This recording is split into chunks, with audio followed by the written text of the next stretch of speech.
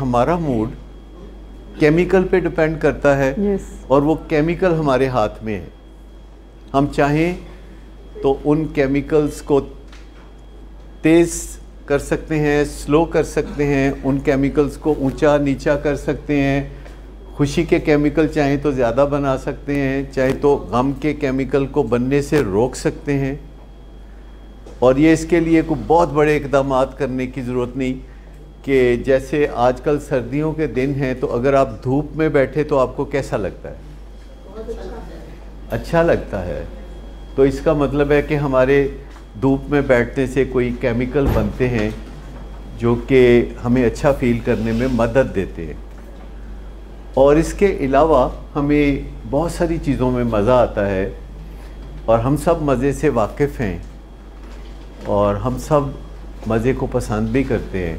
खुशी के लिए ये जो तरीक़ा इस्तेमाल किया जाता है दुनिया में, ये जो ड्रग्स का तरीक़ा इस्तेमाल किया जाता है, ये अल्कोहल का तरीक़ा खुशी के लिए इस्तेमाल किया जाता है।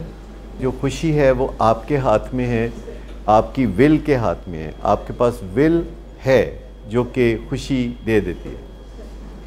और ये सिर्फ इंसानों के साथ है कि उनकी विल है, खुश रहने के लिए उनके पास विल है।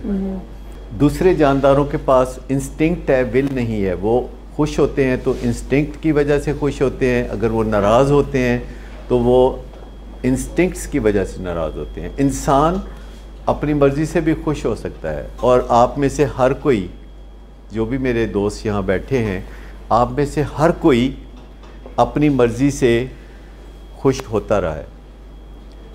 और आप जब चाहें अपनी मर्ज़ी से खुश हो सकते हैं और आप ऐसा करते रहें। आप में से कोई एक भी नहीं होगा कि जो इस तजर्बे में से ना गुज़रा हो कि वो खुश होना चाहता था और वो हो ना सका। जब आपके घर में मेहमान अचानक आ जाते हैं, सरप्राइज़ देते हैं, तो क्या आप उन्हें खुश होकर दिखाते हैं कि नहीं?